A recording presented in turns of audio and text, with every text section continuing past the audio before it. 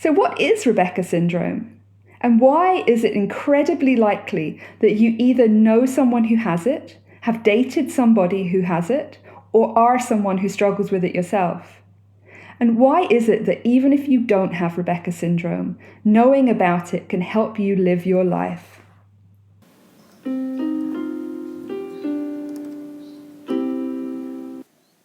On Stories of Self, we go on journeys into the lives of ourselves and others. We see how stories connect, how they diverge, and how we can create our worlds and solve our problems. This is the real-life remix of storytelling, which is so often stranger than fiction. So come and sit around the fire, chill by the ocean, or get a coffee with me, as I delve into the stories of self that make, break, and remake us. Some stories are dramatic, some are serene, some will magically mirror you, and some will be delightfully different. I'm your host, Katie Reeve Arnold, and this is Stories of Self.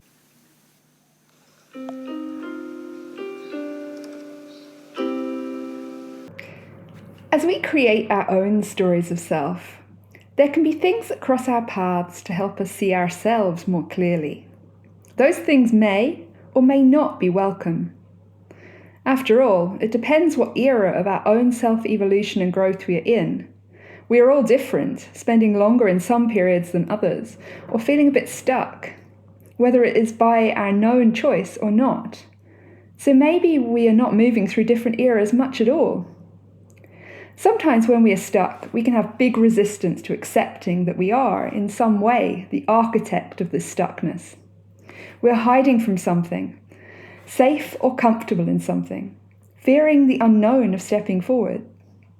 But we can only make chosen change from a place of acceptance of what is, and things cross our path to show us and help us accept what is, including other people and the stories we tell each other and in our society. So if we notice these things and take them as teachers, lessons, telling us more about ourselves and about how we do, or often don't, want to be, then we can find a living map to a scavenger hunt within ourselves, to unlock who we are and the changes we seek. But that doesn't mean it's always easy to do so. Sometimes it's very much not how you wanted or thought you would be spending the time. Resistance is understandable. But is it useful? In ignoring what I don't want to see or deal with in myself, am I just cutting off my nose to spite my face, as the old English saying goes? Am I just causing myself more issue than anyone or anything else? But I'm guessing I'm not alone in finding things about myself that I didn't want to see, that I kind of underlyingly knew in some way and didn't like or enjoy, but I either truly didn't see or I just didn't want to see. So I distracted myself. I blamed circumstances. I blamed other people. I blamed the past. I blamed anything but me. Because to own it was to have to live with it, to do something about it. I could either live with it or do something about it. Even though, really, to be honest with you, this was already the case, whether I saw it or not. I was so afraid of being wrong that I continued to defend my rightness. Even as I started to feel wrong in defending it, even as it started to feel wrong in itself. So how then can other stories help us with this fear, refusal, or lack of desire to see ourselves clearly? Well, they can mirror us. And as much as this can be a bit confronting, it can also feel surprisingly calming and comfortable. There's a reason why it's called mirroring. Because it gives a feeling of finally being seen, being recognized, being understood. And this can happen when talking to others, friends, counselors, therapists, or it can happen when watching a movie, reading a book, either with a specific character or with a whole storyline. Stories were the first therapy and advice lines, after all. A great example of this is the book Rebecca by Daphne du Maurier, which was recently made into a Netflix film with Lily James and Kirsten Scott Thomas, and the mirroring of what is now called Rebecca syndrome. So what is Rebecca syndrome? And why is it incredibly likely that you either know someone who has it, have dated somebody who has it, or are someone who struggles with it yourself? And why is it that even if you don't have Rebecca syndrome, knowing about it can help you live your life? Rebecca is not the heroine of the story, as the title would have you think. It is instead the story of a nameless woman whose life is taken over by her new husband's ex, Rebecca. In her mind and world, and in ours, she becomes just the second Mrs. De Winter, always in the shadow of the woman who went before her. And the fixation on this is something that takes over the storyline of her life, and even who she is trying to be in her own life. Have you ever found that in a romantic relationship, the spectre of a past partner can really feel present and have an impact on your current relationship? Whether it is your ex or your partner's ex, suddenly it can feel like they are less a part of the romantic past and more a part of the present as they come up in questions and disagreements. I've definitely had times in the past where, although I was happy with my partner, I couldn't stop thinking about somehow they were happier with an ex that they had mentioned. And so all of a sudden, I found I placed myself in competition with someone I had never even met. I didn't want to, but I fixated on all the things they were and I wasn't, in my own mind, if not in reality. Somehow, I had put myself in competition with someone I theorized as probably far more perfect than they actually were. Otherwise, why were they an ex? And I undermined myself and my relationship thinking about it. They became the elephant in the room. And it only happened really because I was so not wanting to lose my partner or the relationship I was in. I've had the opposite happen too, where a partner of mine has become so fixated on my exes that he has brought exes up several times a day on average, from serious questions to fears about who I was speaking to on the phone to passive-aggressive jokes about exes. A whole range of approaches to raising the topic and to it becoming focal in our relationship, even when it was not actually a focus for me at all. And ironically, from the opposite side, I could see that he had nothing to be worried about. All I wanted was to be with him. And I thought to myself, I love him. Why on earth would he worry? And at the same time, I was worrying about his exes. What happened is that the jealousy about exes, whether from one side or both, took up time and space in the relationship and actually started to cause the very rifts that the person with the jealousy feared. Whether it was him or I with the issue, the repeated raising of the spectre of the ex by the current partner really opened a fire extinguisher on the flames of the new relationship overall. And even those times when jealousy can charge and spark a massive electrical storm in a relationship that can lead to intense shared moments where we're both so happy to have what we fear to lose. Underlying it all, though, is an undercutting fear. And that is a fatal flaw. Because when we're coming from a place of fear, it detracts from our ability to act from a place of love, and vice versa.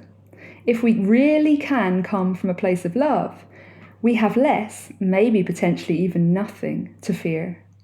If we choose to get that far in our personal emotional evolution, that is. So, how about it? Do you see yourself mirrored anywhere in the story of Rebecca? Can you notice a touch of Rebecca syndrome in your past or a partner's past or in other people you know? Have you been on one side or the other? Or both, but in different relationships? Or both in the same relationship? It can be exhausting to compete with a ghost, living or dead. But it can also be exhausting to be with someone who seems more concerned about your past than your present or future. To see the person you want to be with change as they either get caught up in jealousy or try to bend themselves to be more like the past partner that they think you want.